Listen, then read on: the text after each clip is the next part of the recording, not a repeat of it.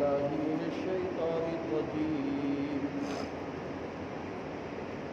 بسم الله الرحمن الرحيم. الحمد لله رب العالمين، والصلاة والسلام على رسوله الكريم محمد وآله وصحبه أجمعين. أما بعد، قال الله عز وجل: أعوذ بالله من الشيطان الرجيم. ولله على الناس حج البيت من استطاع إليه سبيلا.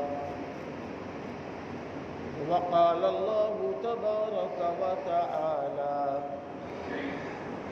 كنتم خير أمة أخرجت للناس تأمرون بالمعروف وتنهون عن المنكر وتؤمنون بالله.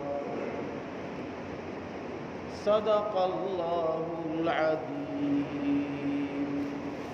اللهم صل على محمد كما صليت على إبراهيم وعلى آل إبراهيم إنك حميد مجيد.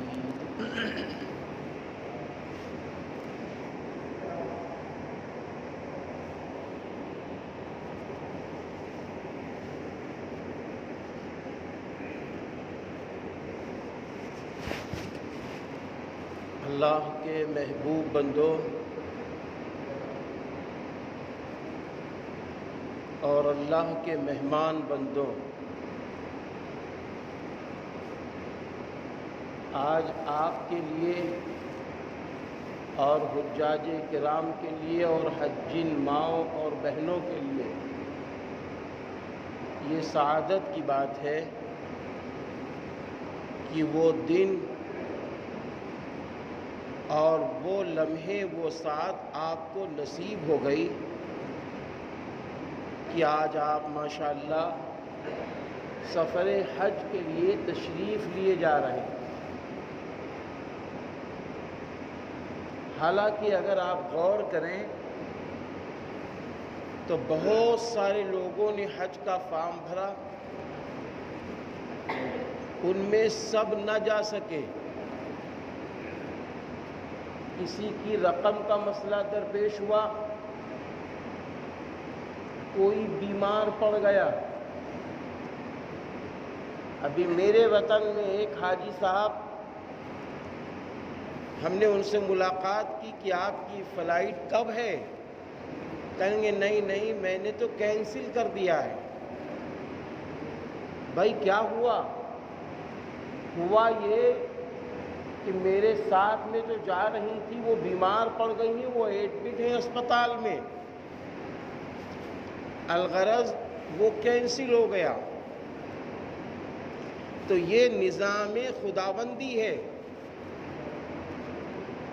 جب اللہ تعالیٰ اپنے بندے کو حج کرانا چاہتا ہے، جب اللہ تعالیٰ اپنی بندی کو حج کرانا چاہتا ہے تو اللہ تعالیٰ اس کے لیے سارے راستے اچھے بناتا چلا جاتا ہے۔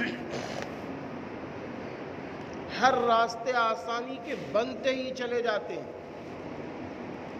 اتنے اچھے راستے بن جاتے ہیں کہ سفر حج کے بعد جب حاجی صاحب سے یہ بات کہی جاتی، حاجی صاحب کچھ رودات سنائیے۔ میں نے سنا حج کے 5 دن بڑی محنت کے ہیں، تو وہ حاجی صاحب کہتے مجھے تو پتہ ہی نہیں چلا، اتنی آسانی سے حج ہو گیا، پتہ ہی نہیں چلا، اتنی آسانی سے حج ہو گیا۔ تو جب اللہ تعالیٰ اپنے بندوں کو حج کی توفیق دے رہا ہے، جب اللہ تعالیٰ اپنے بندوں کو چننے کے طور پر جب وہ چننے پہ آیا کہ ان کو ہم حج کے لیے بھیجیں گے، تو اس نے شہر نہیں دیکھا، اس نے مال نہیں دیکھا، اس نے علمی صلاحیت نہیں دیکھی، بس اس نے کیا کیا، ایسے ایسے بنجر گاؤں سے حاجی کو چن لیا کہ آپ دیکھ کر سن کر حیران ہو جاتے ہیں۔ دوسری بات، اللہ کا کتنا بڑا احسان، جب بیت اللہ شریف حضرت ابراہیم علیہ السلام کے ذریعے تعمیر ہو گیا، بیت اللہ شریف تعمیر ہو گیا، تو حضرت ابراہیم علیہ السلام فرمانے لگے، اے اللہ اب اس بیت اللہ کا طواف کیسے ہوگا، کون کرے گا؟ ایک غیبی آواز آئی، ابراہیم حج کا اعلان کر دو، ابراہیم طواف کا اعلان کر دو، حج کا اعلان کر دو۔ حضرت ابراہیم علی نبینا وعلیہ السلام فرمانے لگے، اے میرے اللہ، میری آواز تو بڑی پست ہے، بڑی کمزور ہے، یہ پورے عالم میں کیسے گونجے گی؟ اللہ تعالیٰ نے فرمایا، ابراہیم اعلان کرنا تیرا کام، اور تیری آواز کو پورے عالم میں گونجانا، پورے عالم کے انسانوں کو پہنچانا۔ اور جب ہم لوگ دنیا میں نہیں آئے تھے، ہماری آپ کی روحیں تھی، روح الارواح، روح الارواح اللہ کے وہاں جو روحیں تھیں، تو ہماری اور آپ کی آواز کو اللہ رب العزت نے کیا کیا، دنیا کے چپے چپے کونے کونے پر اللہ نے ہماری آپ کی آواز کو پہنچایا، اور پہنچانے کے بعد اللہ نے نظام ایسا بنا دیا کہ جب ہماری آپ کی روحیں روح الارواح میں تھیں، جہاں روحیں جمع ہیں وہاں پر بھی اللہ نے آواز پہنچا دی۔ اور اس کے بعد حدیث پاک میں یہ بھی ہے کہ جس نے اس وقت ایک بار لبیک کہا ہے وہ ایک حج کرے گا، جس نے 2 بار لبیک کہا ہے وہ 2 حج کرے گا۔ الغرض جس نے جتنی بار لبیک کہا ہے انشاءاللہ اتنے حج کرے گا۔ تو یہ نظام کس نے بنایا؟ اللہ نے۔ ہمیں اور آپ کو حضرت ابراہیم علیہ السلام کی آواز پر لبیک کہنے کا موقع کس نے دیا؟ اللہ نے دیا، اللہ نے دیا۔ اور پھر لبیک بھی کہنے کا موقع دیا، اور پھر اللہ نے ٹائم بھی فٹ کر دیا کہ ہم اپنے بندے کو مال اس وقت دیں گے، ہم اپنے بندے کو ہمت اس وقت دیں گے، ہم اپنے بندے اور بندی کو طاقت اس وقت دیں گے، یہ اس سن میں حج کا فارم بھرے گا، یہ اس سن میں جائے گا، اس سن میں اس کو ہم بلائیں گے، اس سن میں ہم اس کو بلا کر اپنے مدینے نبی کے شہر میں بلا لیں گے، اور پھر نبی کے شہر میں بلانے کے بعد اس کو ہم وہاں روکیں گے، اور پھر اس کو ہم کیا کریں گے، ہم اس جگہ سے حج کی توفیق دلا دیں گے جہاں سے سرور کائنات فخر دو عالم حضرت محمد عربی صلی اللہ علیہ وسلم نے حج کے لیے حرم یعنی احرام باندھا تھا۔ ایسی جگہ سے اللہ تعالی حج کرا رہا ہے آپ کو، تو آپ کا سب سے بڑا محسن کون ہے؟ اللہ ہے۔ کون ہے؟ اللہ ہے۔ اور حج کا معاملہ بھی یہی ہے، حج کا معاملہ بھی کچھ اسی طرح ہے۔ حج میں کیا ہے؟ حج میں یہ ہے کہ سارے کے سارے انسان احرام سے لے کر حج کے آخری لمحات تک، احرام سے لے کر حج کے آخری لمحات تک ایک ایک حاجی اللہ کی خالی بڑائی بیان کرتا ہے، ایک ایک حاجی اللہ کی کبریائی بیان کرتا ہے، ایک ایک حاجی اللہ کی دہائی بیان کرتا ہے۔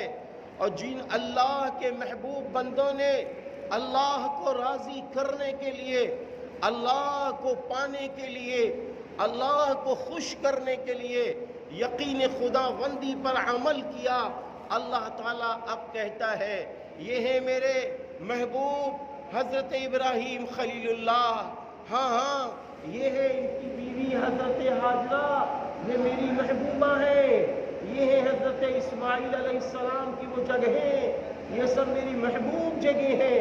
میرے بندوں، میرے پیارے بندوں، آ جاؤ آ جاؤ، ہم نے تم کو حج کی توفیق دی ہے، ہم نے تم کو جس سن میں حج کرنا تھا اس سن میں حج ہاؤس میں ہم نے تمہیں پہنچا دیا ہے، اب ہم تم کو مدینہ بلا رہے ہیں، اب تم مدینہ آ جاؤ، اب تم مدینہ آ جاؤ، اب تم مدینہ آ جاؤ۔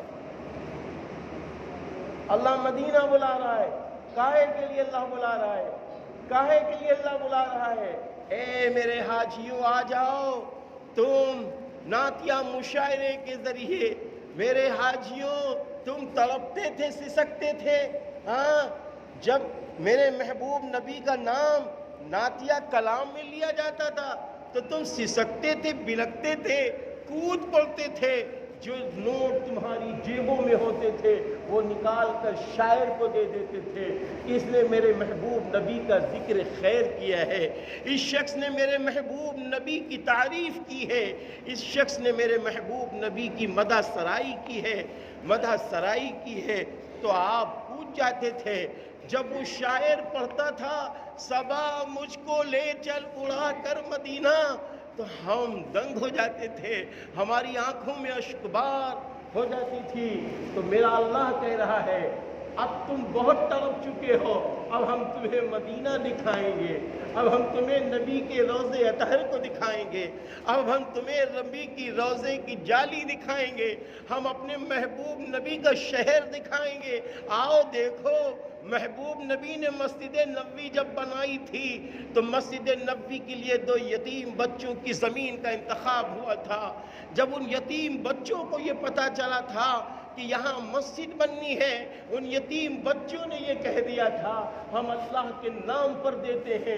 نبی نے فرمایا نہیں نہیں نہیں، یہ زمین اللہ کے گھر کے لیے لی جا رہی ہے، اس کی ادائیگی ضروری ہے، اس کی رقم دینا ضروری ہے، خوشی کا اظہار ضروری ہے۔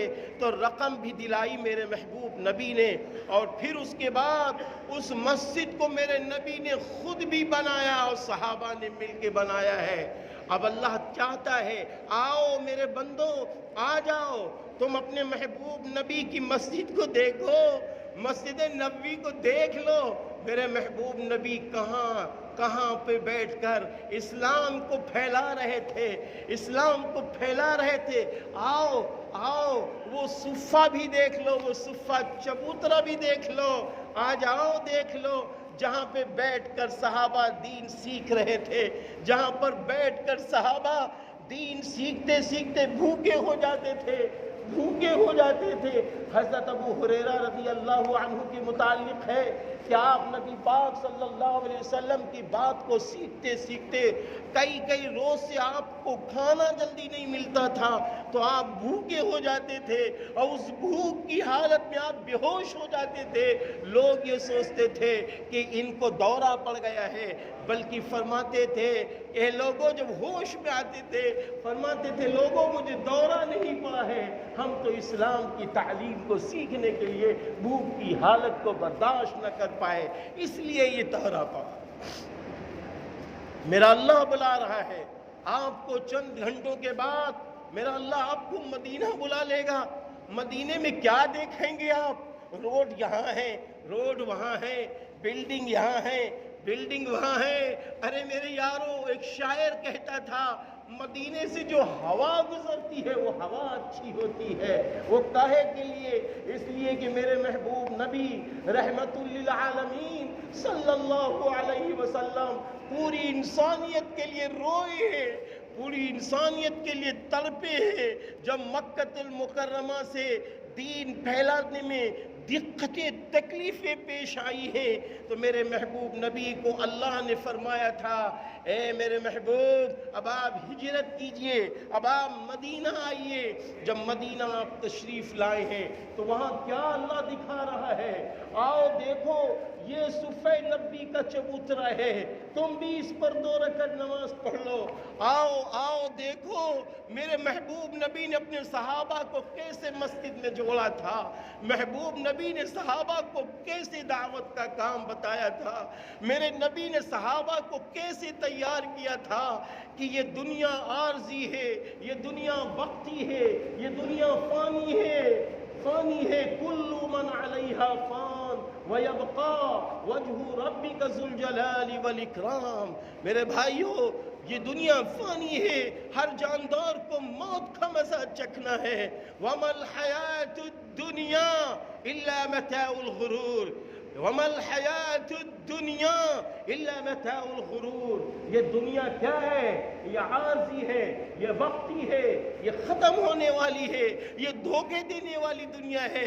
میرے نبی نے سمجھا دیا تھا ایک ایک صحابی رسول صلی اللہ علیہ وسلم کو، ایک ایک صحابی رسول صلی اللہ علیہ وسلم کو سمجھا دیا تھا، دیکھو سن لو، کامیابی چاہتی ہو، کامیابی چاہتے ہو تو سن لو، اللہ نے مجھے آخری پیغمبر بنا کر بھیجا ہے، اللہ نے مجھے آخری پیغمبر بنا کر بھیجا ہے۔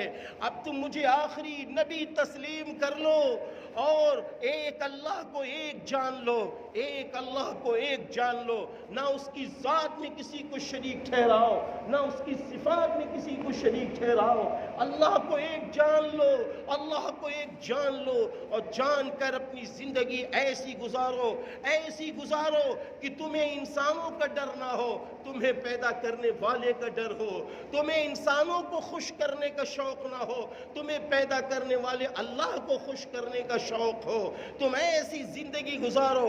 اگر ایسی زندگی چاہتے ہو تو اللہ نے مجھے نمونہ بنایا ہے۔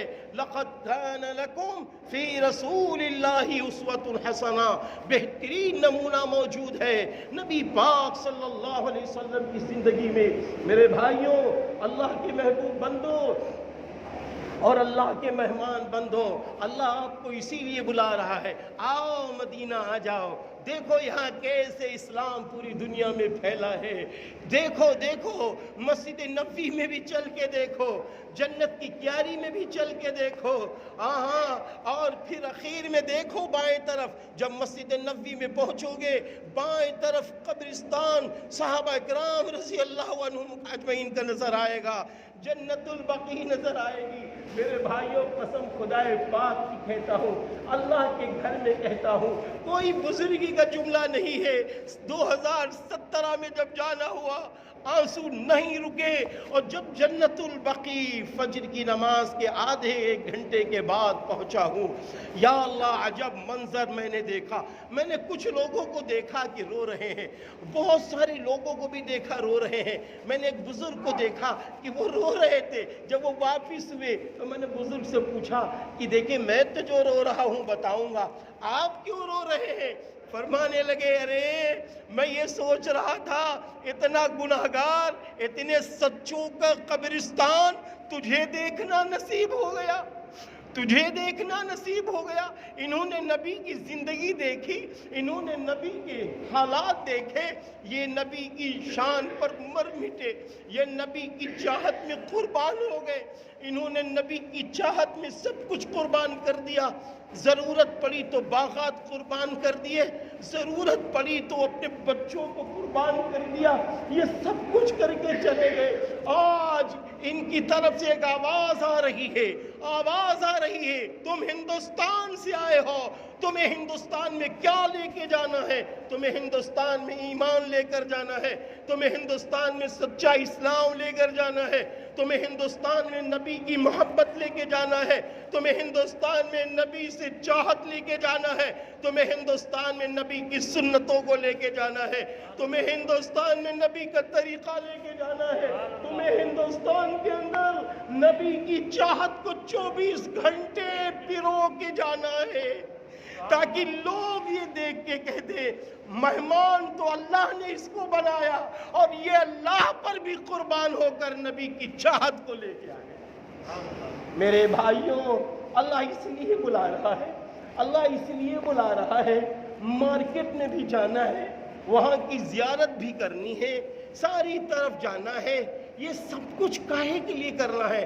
اے اللہ تو خوش ہو جا، اے اللہ تو خوش ہو جا، جب تو نے مجھے مہمان بنا لیا ہے، میں تجھ سے عہد کرتا ہوں، میں تجھ سے وعدہ کرتا ہوں کہ میں اپنے نبی کی فکر کو لے کر جاؤں گا اور نبی کی فکر پر مرتے مرتے عمل کرتا رہوں گا اور اسی کی دعوت انشاءاللہ دیتا رہوں گا۔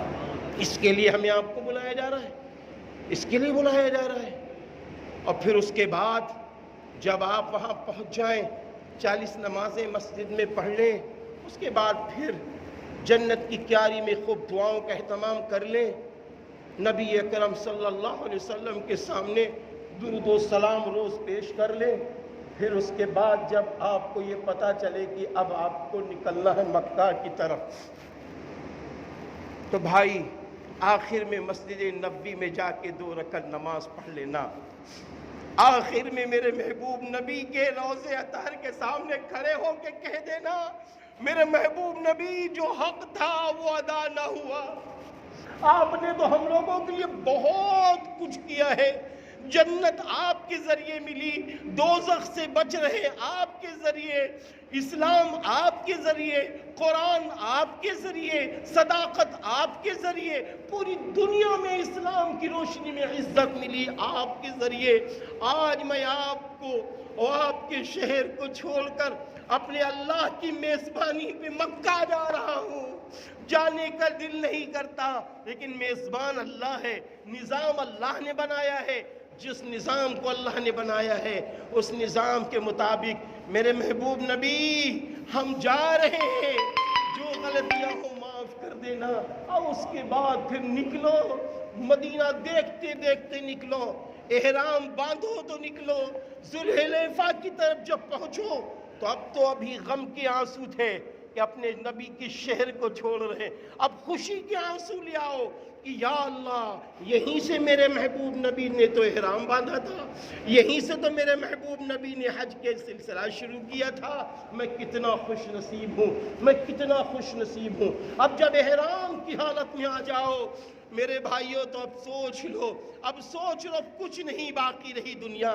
اب تو 2 کفن کے کپڑے ہمارے اوپر ہیں میرے بھائی، کچھ باقی نہیں دنیا، اب تو احرام میں آ گئے، لبیک اللہم لبیک لبیک لا شریک لک لبیک ان الحمد والنعمت لک والملک۔ جب یہ تلبیہ آپ پڑھیے گا تو دل میں یہ ضرور کہیے گا، اے اللہ میرے تلبیہ کو قبول کر لیجئے، میرے تلبیہ کو قبول کر لیجئے۔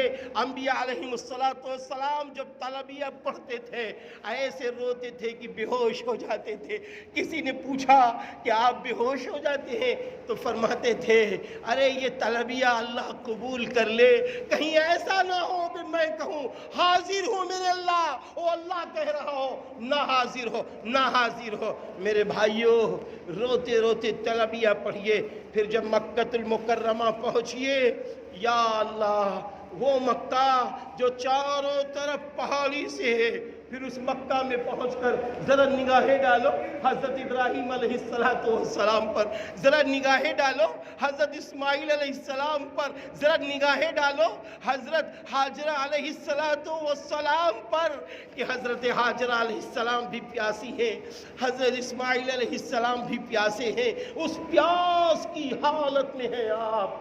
اور پھر کیا ہوتا ہے، ماں بے چین ہوتی ہے پانی کے لیے، کبھی صفا کبھی مروہ، کبھی صفا کبھی مروہ، تڑپ رہی ہے، سسک رہی ہے، بلک رہی ہے، اللہ پانی دے دیتا ہے۔ ان خیالات کو سامنے لاؤ، پھر ان خیالات کو لاؤ، یہی وہ مکہ ہے، یہی وہ مکہ ہے جہاں میرے محبوب نبی کی ولادت شریفہ ہوئی ہے، یہی وہ مکہ ہے، یہی وہ مکہ ہے جہاں سے اسلام بول کا بول بالا ہوا ہے، یہی وہ مکہ مدینہ ہے جس کو ہم نے قرآن کریم میں دیکھا۔ کیا دیکھا؟ قرآن کی صورتیں ہوتی تھی، اس میں لکھا ہے سورہ مکی، اس میں لکھا ہے سورہ مدنی۔ آج دل کھول کے دیکھ لو، مدینہ بھی دیکھ لیا آپ نے، اب مکہ بھی دیکھ لو۔ مکہ دیکھنے کے بعد اب فیصلہ لے لو، اب فیصلہ لے لو۔ مکے کی گلیوں میں چلیں گے توحید کے اس ڈنکے کے ساتھ، مکے کی گلیوں میں چلیں گے، اب لبیک کی تلبیہ گونجے گی، یہاں سے درود شریف پڑھتے ہوئے جا رہے ہیں، اب مدینے سے تلبیہ پڑھتے ہوئے جا رہے ہیں، یہاں سے نبی کے شہر جا رہے تھے تو درود و سلام کا نذرانہ لے کر، اور وہاں سے اللہ کے شہر جا رہے ہیں تو لبیک کی صدا لگاتے ہوئے، لبیک کی صدا لگاتے ہوئے۔ میرے پیارے مسلمان بھائیوں، حاجی بھائیوں، نیچے حجین بہنوں، سنو سنو، جا رہے ہو یہاں سے، اب پھر وہی مکہ میں مزاج بنا لینا۔ ہم کو سنت کے مطابق تو حج کرنا ہی ہے، ہم کو واجبات کے مطابق تو حج کرنا ہی ہے، ہم کو فرائض کے مطابق تو حج کرنا ہی ہے، لیکن مکہ میں رہ کر اپنا رنگ بدلنا ہے، اپنی فکر بدلنی ہے، اپنی سوچ بدلنی ہے۔ وہیں سے ایک دعوت کا پیغام شروع کر دینا۔